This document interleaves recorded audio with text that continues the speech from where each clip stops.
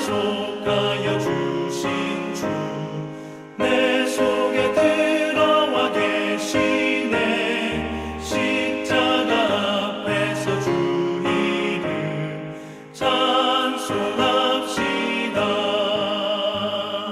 찬송합시다. 찬송합시다. 내 죄를 씻으신 주 이름 찬송합시다.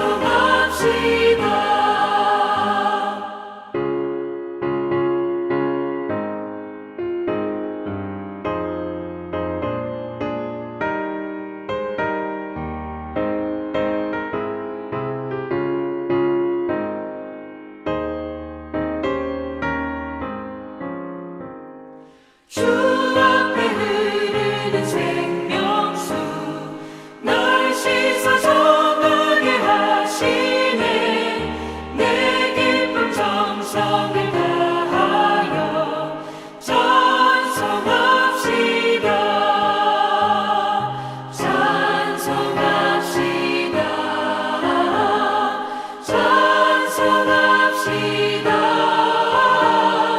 내 죄를 씻으신 주 이름 찬송합시다. 내 주께 회개한 영혼은 생명수 가운데 젖었네. 흠없고 순전한 주 이름 찬송합시다. 찬송합시다.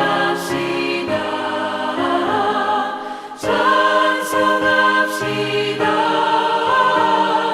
내 죄를 씻으신 주 이름 찬송합시다.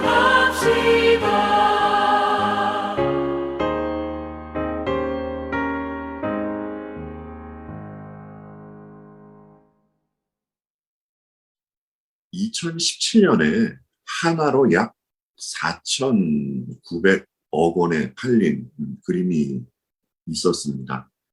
천문학적인 금액이죠. 도대체 어떤 화가가 그렸을까 궁금했는데 주인공은 모나리자로 유명한 레오나르도 다빈치였고 또 그 그림의 이름은 살바토르 문디라는 작품이었습니다. 이 그림은 어떤 인물의 초상을 그린 것이었는데 이 그림 속의 인물은 예수 그리스도였습니다. 사람들이 이 그림에 엄청난 가치를 부여하고 또 보통 사람은 상상치도 못하는 금액에 팔리는 것은 이 그림을 그린 사람이 다빈치이기 때문입니다. 그런데 만약 이런 고가의 그림에 몇 센티미터라도 스크래치가 난다면 이 그림의 값어치는 금방 떨어지고 말 것입니다. 왜냐하면 아무리 작아 보이는 스크래치라도 그것은 다빈치의 의도와는 전혀 상관이 없이 외부로부터 생긴 흠집이기 때문일 것입니다. 하나님도 작품을 만드셨죠. 여러분들께서 생각하고 있듯이 그 작품은 하나님의 형상대로 지음을 받은 사람입니다. 사람이 하나님과 인격적인 관계를 가질 수 있는 것은 그들이 하나님의 형상대로 지음받았기 때문입니다. 그러면 여러분 무엇이 하나님의 형상입니까? 라고 했을 때 에베소서는 의와 진리의 거룩함이라고 말씀해주고 있습니다. 거룩하신 하나님께서 창조하신 사람에게 의와 진리의 거룩함이 있다는 것이죠. 이 내용은 저와 여러분이 에베소서 강해를 들을 때 배웠었습니다. 이렇게 삼위 하나님의 계획 속에서 하나님의 형상대로 지음을 받은 사람의 가치란 값으로 매길 수 없는 그러한 것일 겁니다. 그런데 죄로 인해서 하나님의 작품은 순식간에 쓰레기가 되어버리고 말았습니다. 하나님의 형상이 완전히 뒤틀리고 왜곡돼 버린 것이죠. 그래서 아름다운 하나님의 모습을 반영하며 그렇게 살아야 할 사람에게 이제 그들에게 나오는 것은 오늘 본문에서 말하는 것처럼 육체의 일인 것입니다. 오늘 본문 19절로 21절을 제가 다시 한번 읽어보도록 하겠습니다. 육체의 일은 분명하니 곧 음행과 더러운 것과 호색과 우상숭배와 주술과 원수 맺는 것과 분쟁과 시기와 분냄과 당짓는 것과 분열함과 이단과 투기와 술 취함과 방탕함과 또 그와 같은 것들이라. 전에 너에게 경계한 것 같이 경계하노니 이런 일을 하는 자들은 하나님의 나라를 유업으로 받지 못할 것이요. 아멘. 사도 바울은 갈라디아 교인들에게 육체와 성령을 대조시키면서 말씀을 합니다. 육체의 일과 성령의 열매를 소개하면서 말입니다. 바울이 말하는 육체의 일은 모든 사람에게 나타날 수 있는 겁니다. 왜냐하면 그 16절에서 말한 육체의 욕심은 모든 인류가 가지고 있는 죄성이기 때문입니다. 육체의 일들이란 이 육체의 욕심으로 시작되는 것이죠. 따라서 육체의 일들은 불신자에게 그리고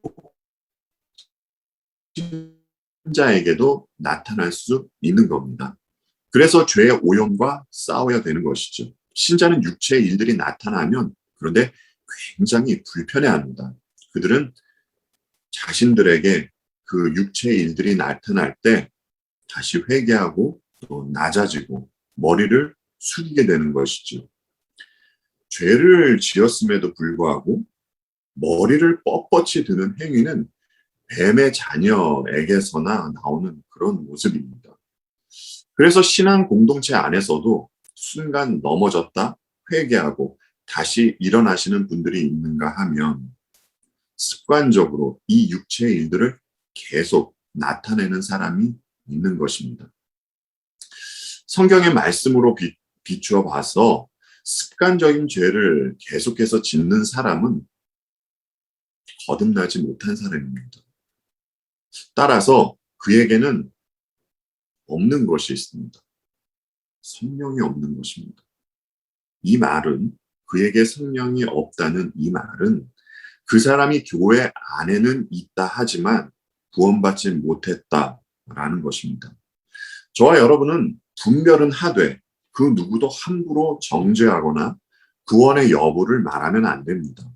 그것은 오직 하나님이 하시는 일이기 때문입니다. 그럼에도 주님은 이런 말씀을 하셨습니다. 좋은 나무가 나쁜 열매를 맺을 수 없고 못된 나무가 아름다운 열매를 맺을 수 없다고 말입니다. 그에게 나오는 열매를 보고 알 수 있다라는 말씀이죠. 사도 바울은 본문에서 육체의 일은 분명하니 라고 말합니다. 이 부분을 새 번역에서는 육체의 행실은 환히 드러난 것들입니다 라고 이렇게 번역을 해 놓았습니다. 바울은 이렇게 환히 드러나는 육체의 행실을 무려 15가지로 소개를 합니다. 본문과 관련된 이 책들을 보니까 이 육체의 행실을 예외 없이 네 묶음식으로 묶어서 설명을 하는 것을 보게 됐습니다. 그래서 저도 이 구분에 따라서 오늘의 말씀을 드리도록 하겠습니다. 육체 행실 첫 번째 묶음은 성적인 타락입니다. 음욕에 관한 것이죠. 성경이 말하는 죄의 증상은 수도 없이 많습니다. 그런데 그 중에서 하나님은 구약부터 특별히 지적해 오시던 죄가 있는데 그것은 음행과 우상숭배입니다. 이방 종교와 항상 연결되어 있던 것은 성적인 것이었죠. 제사를 드리는 신전 안에서 여사제와 이 성적인 관계를 갖는 의식이 있을 정도였습니다. 구약부터 오늘날까지 타락한 인간에게 가장 먼저 나타나는 모습은 이 성적인 타락입니다. 사도 바울도 이 육체의 일들로 첫 번째 증상을 음행, 더러운 것과 호색으로 말씀을 하고 있는 것이죠. 하나님께서 맺어주신 부부의 관계는 특별한 겁니다. 부부만이 할 수 있는 말이 있고 또 행동이 있습니다. 하나님은 언약으로 이 둘말의 영역을 만들어 주신 것이죠. 본문에 나온 음행이라는 것은 언약으로 맺어진 부부 관계를 떠나서 다른 이들과 난잡한 관계 맺는 것을 음행이라고 합니다. 오늘날은 이 육적인 쾌락을 위해서 스스럼 없이 음행을 하는 시대가 되어버렸다라는 생각이 들 정도로 참 성적인 타락이 만연한 시대입니다. 그리고 이렇게 음행을 저지를 때도 그들은 사랑이라는 굉장히 좋은 말로 음행을 저지릅니다. 하나님이 만들어주신 영역이 파괴당하고 없어지는 것을 우리는 세상을 보면서 보게 됩니다. 그러면 이렇게 육체적인 관계만을 가져야 음행인가? 성적인 타락인가? 라고 했을 때 주님은 이런 말씀을 하셨습니다. 간음하지 말아라 하고 말한 것은 너희는 들었다. 그러나 나는 너희에게 말한다. 여자를 보고 음욕을 품는 사람은 이미 마음으로 그 여자를 범하였다 라고 말입니다. 주께서 이런 말씀을 하신 것은 하나님을 떠난 인간의 모습을 똑똑히 보여주신 것입니다. 죄인은 타인을 이 사랑의 대상으로 보지 않습니다. 그저 자신의 육적인 만족을 채우기 위한 도구로 본다는 것이죠. 그는 이미 생각으로도 육의 만족을 채우고 있는 것입니다. 다윗은 성전 옥상에서 지난주에도 말씀드렸듯이 그 성전 옥상에서 밧세바를 보고 음욕을 품어서 그런 나쁜 생각을 가져서 죄인이 된 것이 아니라 그는 죄인으로 태어났기 때문에 음욕을 품게 된 것입니다. 이 성마의 신비를 저술하셨던 월터 마셜 목사님께서 이런 말씀을 하셨던 것이 기억이 납니다. 사람이 나이를 먹으면서 육신에 있던 힘이 소진돼 갑니다. 그렇기 때문에 과거와 같이 이 정욕을 앞세운 방탕한 삶을 살지 못하게 됩니다. 그래서 그는 분명히 세월이 감에 따라 변화된 모습이 나타납니다. 외적으로는 말입니다. 그러나 그것이 성화되었다고 말할 수는 없습니다. 그는 단지 힘이 없어서 자신의 욕구를 채우지 못하고 있을 뿐이지 그에게 다시 육신의 힘이 주어진다면 과거의 모습으로 돌아갈 것이란 그런 말씀이었습니다. 육신이 따르지 않기 때문에 과거와 같이 방탕한 삶을 살지 못하지만 생각으로도 음욕을 품고 살아갈 수 있는 것이 죄에 물든 사람이라는 것이죠. 세상은 부패한 성에 대해서 점점 관대해집니다. 그리고 오히려 독려하는 모습까지 보이기도 하죠. 그러나 타락한 성에 대한 이 심각성을 성경은 신명기 22장 23절로 24절에서 이렇게 말씀을 하고 있습니다. 세 번역으로 말씀드리겠습니다. 한 남자와 약혼한 처녀를 다른 남자가 성 안에서 만나서 정을 통하였을 경우에 두 사람을 다 성문 밖으로 끌어다 놓고 돌로 쳐서 죽여야 합니다. 그 처녀는 성 안에 있으면서도 소리를 지르지 않았기 때문이요. 그 남자는 이웃의 아내를 범하였기 때문입니다. 그리하여 당신들은 당신들 가운데서 이런 악의 뿌리를 뽑아야 합니다. 라고 말입니다. 음행한 사람은 공동체에서 퇴출시키고 돌로 쳐서 사형해야 할 만큼 굉장히 무서운 죄라는 겁니다.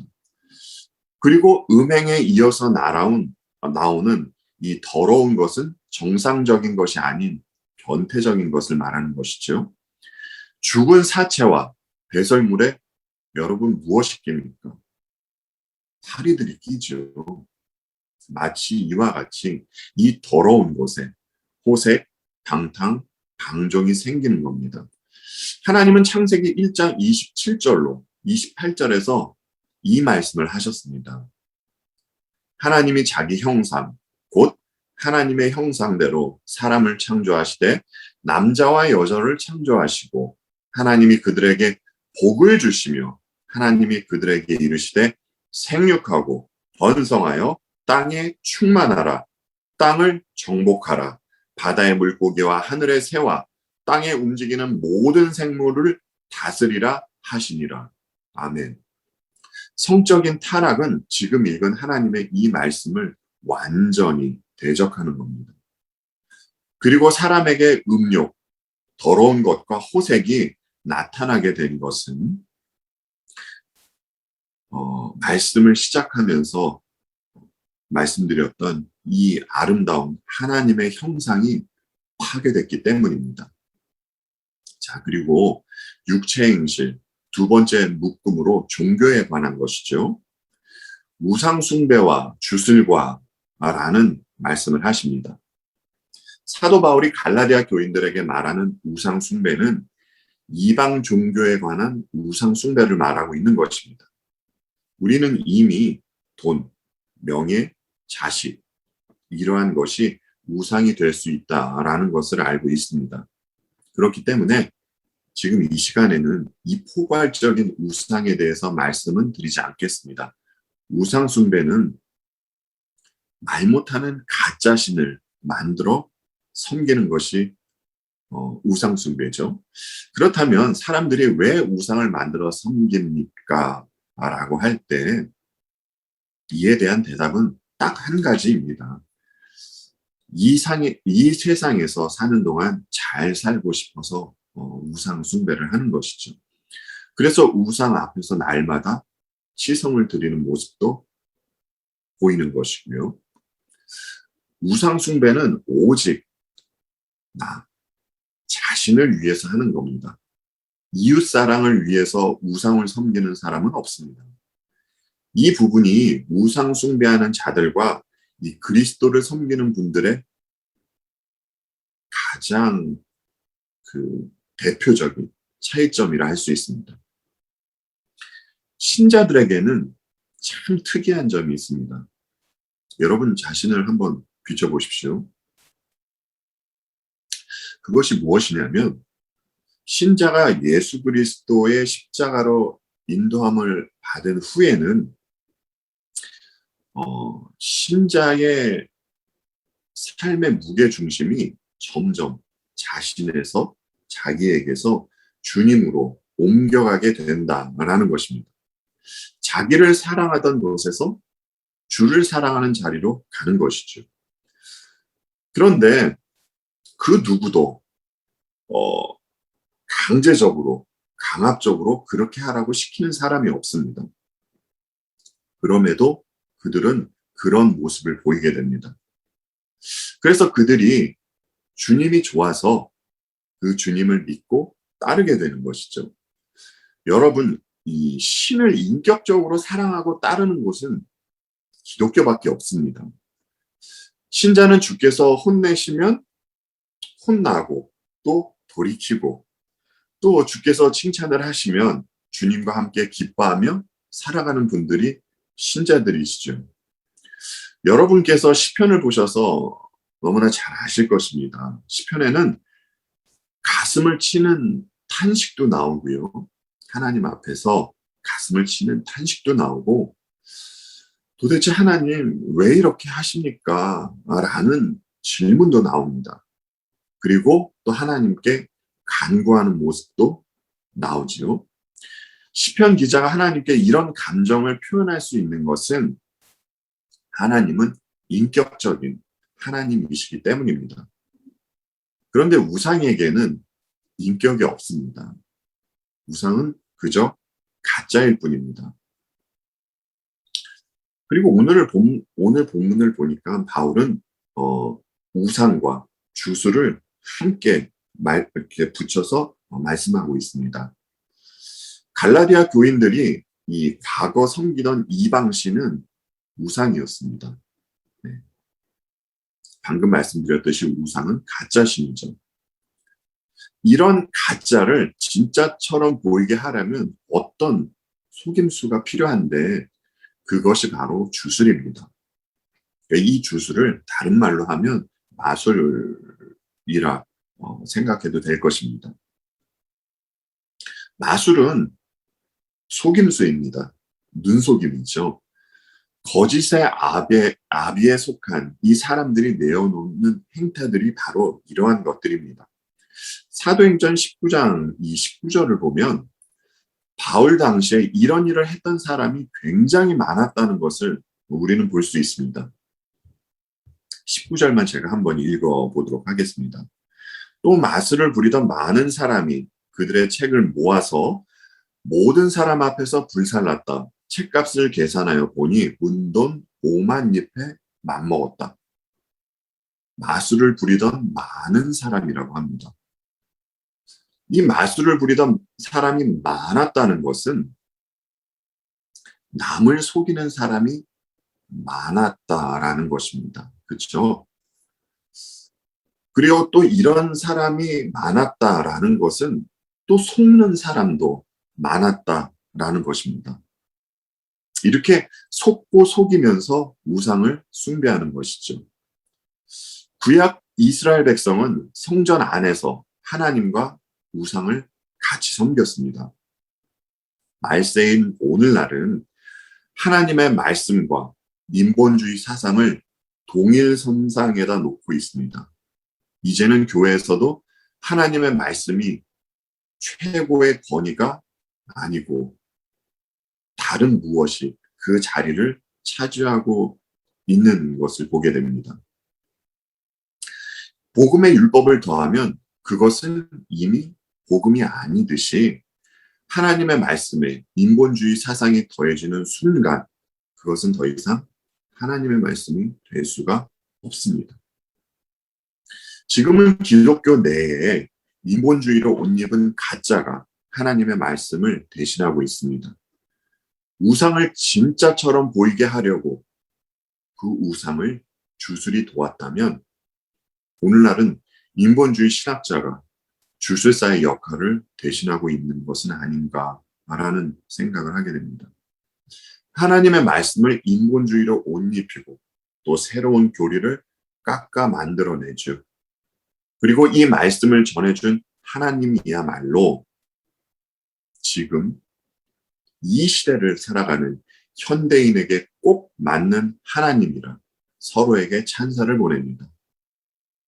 사람이 하나님 자리에 앉게 됐습니다.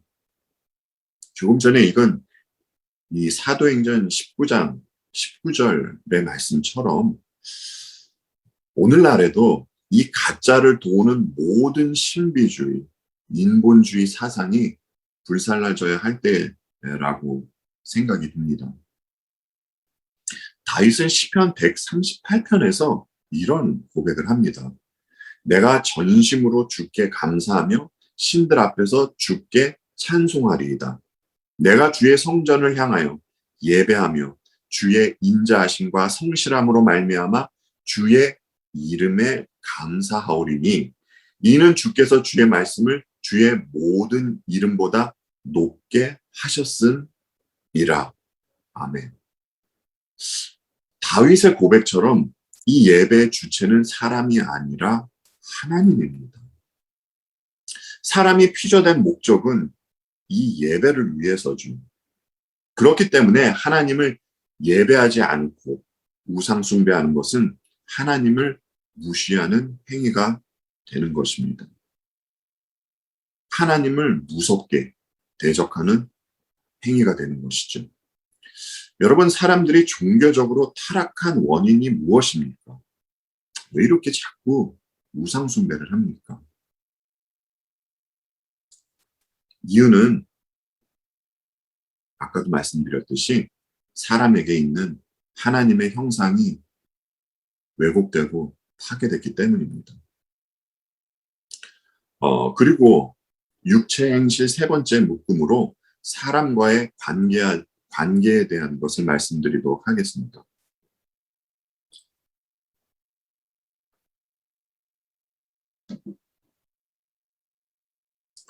원수 맺는 것과 분쟁과 시기와 분냄과 당짓는 것과 분열함과 이단과 투기입니다. 지금 읽은 8가지 이 육체의 일은 사람과의 관계를 파괴하는 그러한 육체의 일입니다. 이 8가지 육체의 일은 한 가지로 점철이 되는데요. 그것은 사람과의 관계를 무너뜨리는 것입니다. 이 부분을 포인트로 해서 말씀을 드리겠습니다. 우리는 앞서 말씀드린 이 성적인 타락이나 우상숭배에 관해서는 그것이 잘못됐다는 인식이 바로 있습니다. 그런데 지금 소개된 이 8가지 일에 대해서는 잘못이라 생각지 않는 듯합니다. 여러분, 앞에서 나온 성적 타락, 우상숭배는 아주 큰 육체의 잘못이고, 또 지금 읽은 육체의 일은 그것보다 조금 경하다는 생각이 드십니까? 아닙니다. 지금 읽은 육체의 일도 성적 타락이나 우상숭배와 같은 그러한 무게의 무서운 죄입니다. 우리는 성경을 통해서 이스라엘의 첫 번째 왕이 어떤 육체의 일을 나타내는지 보게 됩니다. 여러분들이 너무나 잘 아시는 내용입니다. 이 양을 치던 다윗이 어느 날 이 적군의 장수 골리앗을 때려 눕히지 않습니까? 이 일로 갑자기 다윗의 주가는 하늘로 치솟게 됩니다. 그리고 이스라엘 성읍의 여인들이 다윗을 찬양하죠. 사울이 죽인 자는 천천히요, 다윗은 만만이로다. 그런데 이 기쁨은 잠깐이고 다윗은 이 노래 때문에 사울 왕에게 큰 미움을 받게 됩니다. 계속 드리는 말씀이지만 이 죄는 자라나는 운동력이 있습니다. 다윗을 향한 사울의 시기와 분은 미움으로 시작했습니다. 그런데 마지막을 보니까 사울 왕은 다윗을 미워하는 것으로 그치는 것이 아니라 그를 원수처럼 여겼습니다. 그래서 사울은 분을 내며 다윗을 죽이려 들죠. 결국 사울과 다윗과의 관계가 깨어지게 됩니다. 그리고 뿐만 아니라 사울은 그의 아들 요나단과의 관계도 깨지고 말죠. 여러분, 그런데요, 사울은요, 이 다윗이나 이 요나단과의 그 관계가 깨지기 이전에 이런 일이 있었습니다. 사무엘상 15장 10절로 11절의 말씀 제가 읽어드리도록 하겠습니다. 여호와의 말씀이 사무엘에게 임하니라. 이르시되 내가 사울을 왕으로 세운 것을 후회하노니 그가 돌이켜서 나를 따르지 아니하며 내 명령을 행하지 아니하였음이니라 하신지라. 사무엘이 근심하여 온 밤을 여호와께 부르짖느니라. 사울은 주위 사람과 관계가 끊어지기 이전에 하나님과의 관계가 끊어지고 말았습니다. 이 일이 먼저 선행됐습니다. 이 사실로 인한 증상이 그에게 시기와 분내는 것으로 나왔고 자신도 망해가며 주위와의 관계가 파괴되고 있던 것이었죠. 오늘을 살아가는 사람에게도 이 증상은 동일하게 나타납니다. 주님과 연합하여 있다는 사람이 언제나 늘 시기하고 분을 내며 당을 져서 이간한다라는 것은 있을 수 없는 일입니다. 더욱이 가정과 교회 내의 분열, 이단, 투기는 말할 필요도 없는 것이고요. 레위기 19장 17절로 18절에 이런 말씀이 있습니다. 너는 내 형제를 마음으로 미워하지 말며 내 이웃을 반드시 견책하라. 그러면 내가 그에 대하여 죄를 담당하지 아니하리라. 원수를 갚지 말며 동포를 원망하지 말며 내 이웃 사랑하기를 내 자신과 같이 사랑하라. 나는 여호와이니라. 아멘. 하나님은 내 이웃 사랑하기를 내 자신과 같이 사랑하라고 그렇게 말씀을 하셨습니다. 그런데 사람은요, 3명을 미워하느냐, 5명을 미워하느냐의 차이만 있을 뿐이지 늘 누군가를 미워하고 있습니다. 사람에게 왜 이런 육체의 일이 나타납니까, 여러분? 왜 그래서 주위를 파괴시키고 당을 짓습니까? 이유는 단 한 가지입니다. 사람에게 있는 하나님의 형상이 파괴되고 왜곡되었기 때문입니다. 육체행실 4번째 묶음으로 방탕한 삶에 관한 것입니다. 개인적인 것이죠. 술 취함과 방탕함입니다. 주님은 술 취하고 방탕한 삶을 사는 사람에 대해서 이렇게 말씀을 하셨습니다. 마태복음 24장 45절로 51절 말씀인데요. 3번역으로 제가 읽어드리도록 하겠습니다. 마태복음 24장 45절로 51절 말씀입니다.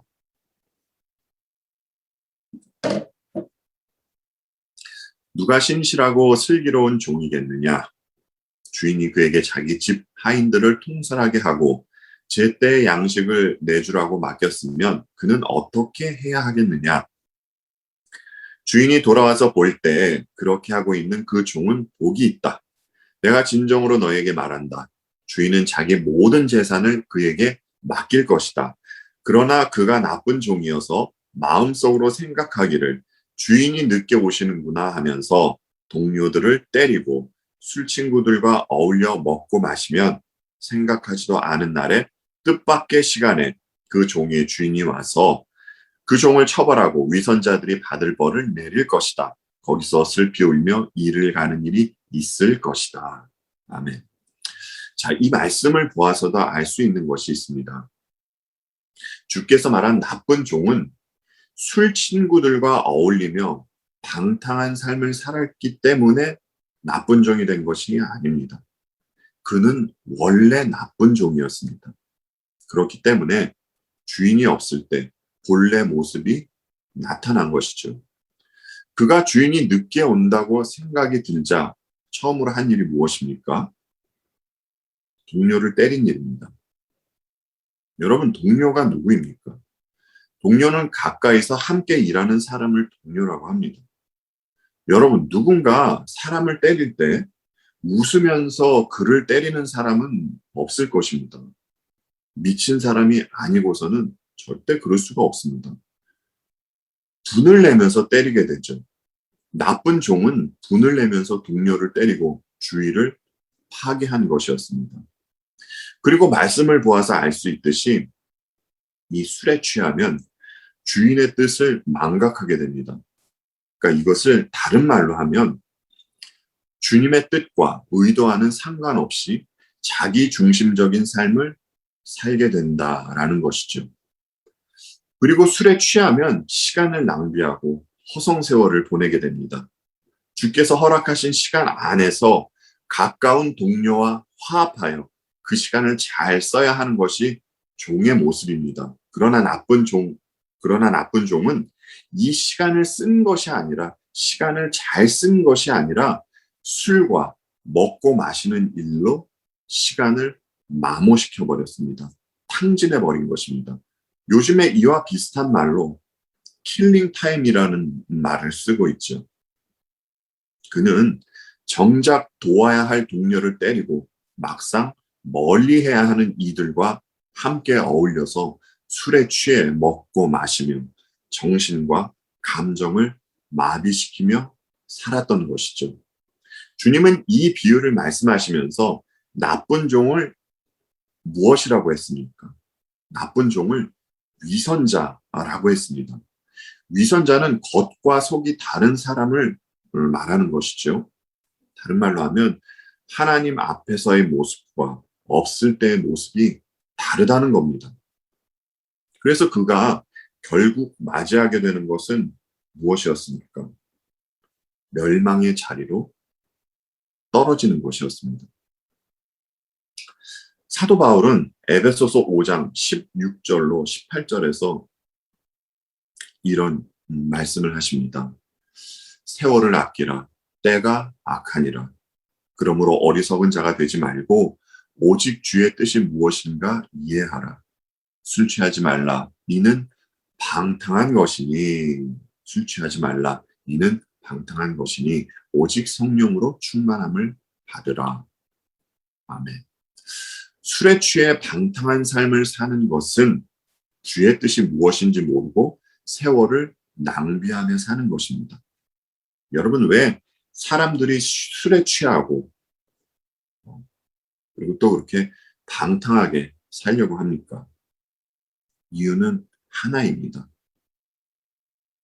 사람에게 있는 이 하나님의 형상, 하나님의 형상이 왜곡되고 파괴되었기 때문입니다. 지금까지 제가 여러분들께 말씀드렸던 이 네 묶음의 육체의 일들은 사람이 노력하지 않아도 자연적인 본성으로 저절로 나오는 것들입니다. 앞서 말씀드렸듯이 거듭나지 못한 자연인, 그리고 거듭난 분들에게도 이 육체의 일들 가운데 어떤 모습이 순간순간 나타날 수 있습니다. 하지만 거듭난 분들은 이 모습에서 이 육체의 일들이 나타나는 모습에서 속히 돌이켜 회개하죠.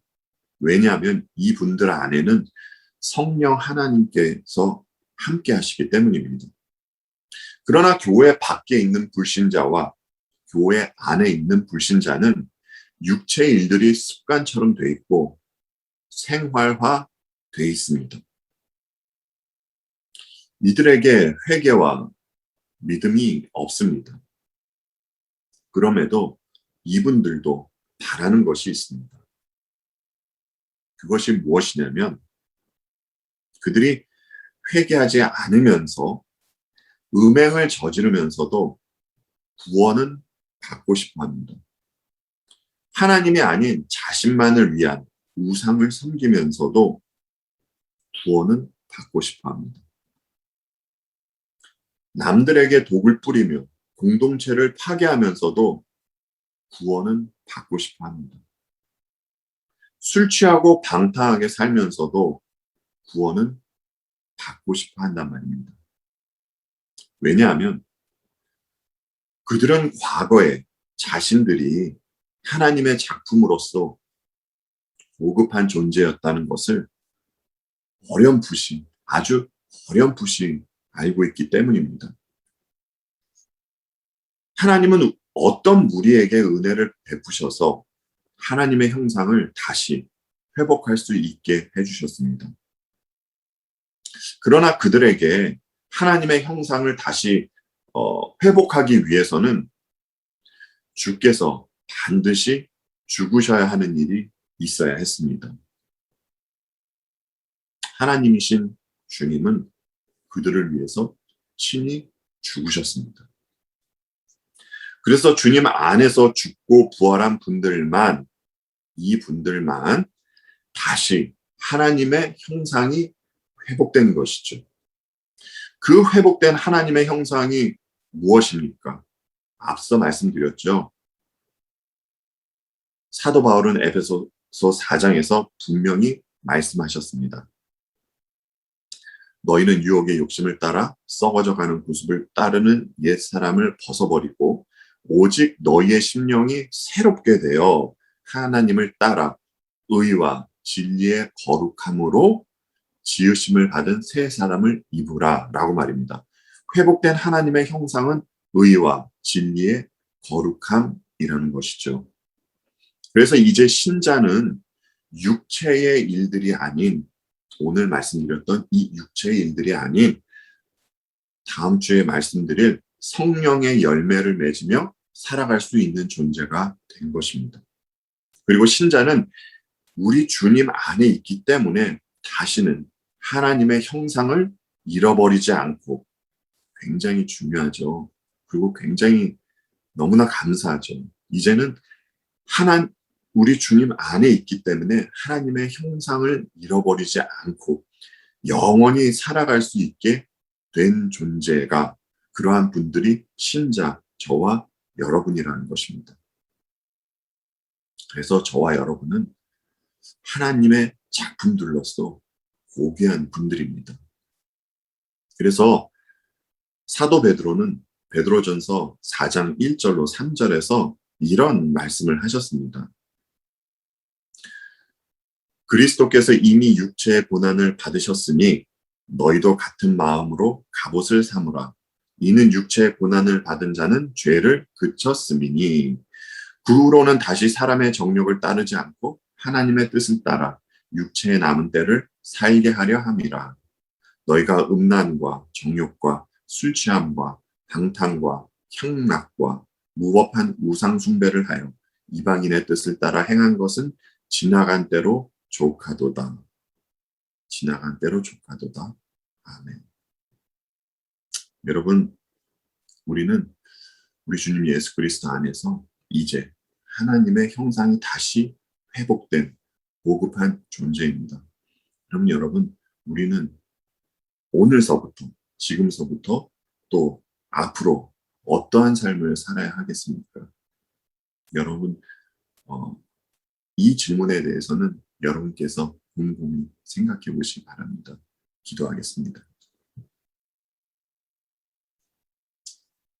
거룩하신 주님, 저희들의 죄로 인하여 우리 안에 있던 하나님의 형상이 파괴되었었습니다.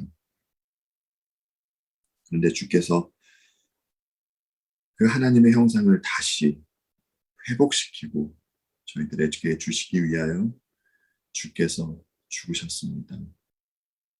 주께서 갈보리 언덕 십자가에서 몸이 찢기시고 주님의 보혈을 흘려주셨습니다.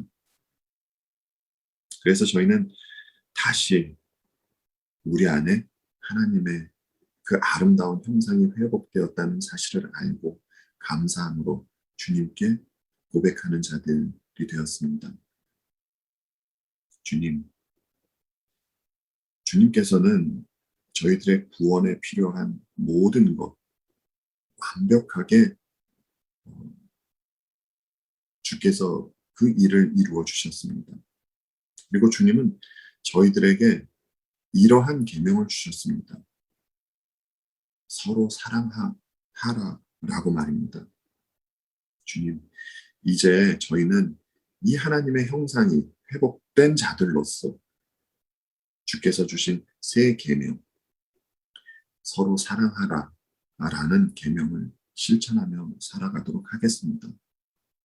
오늘 말씀드린 이 육신의 일들이 저희들에게 나올 때 속히 저희들로 그 육신의 일을 보게끔 하여 주시옵시고 다시 그 자리에서 속히 주께로 돌이킬 수 있도록 봐주시옵소서.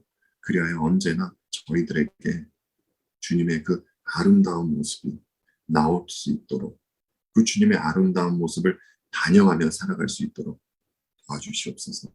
감사드리며 우리 주님 예수 그리스도 이름 받들어 기도하옵나이다. 아멘.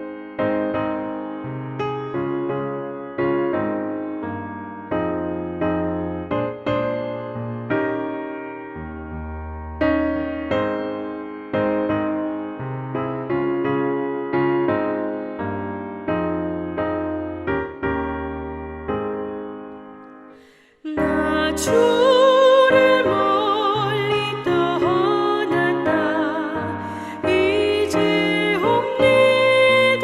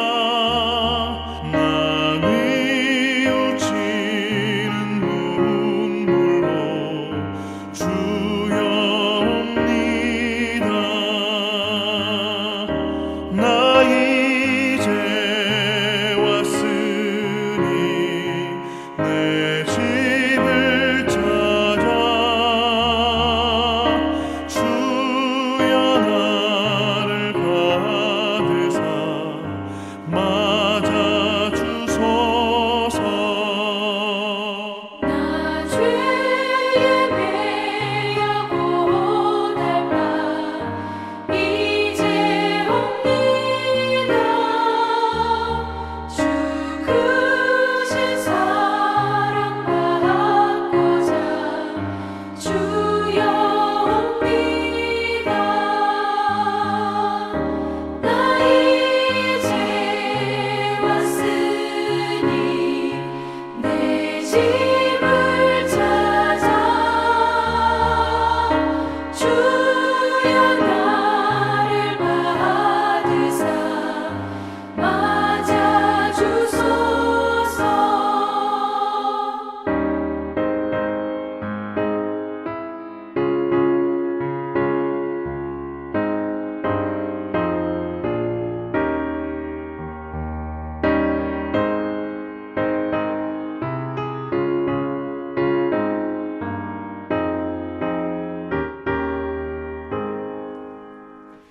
이 병든 마음을 고치려 이제 옵니다. 그 힘과 소망 바라고 주여 옵니다. 나 이제 왔으니 내 집을 찾아 주여 나를 받으사 맞아 주소서. 나 바랄 것이 무언가 우리 주 예수 날 위해 죽임 당하신 믿고 옵니다. 나 이제 왔으니 내 집을 찾아 주여 나를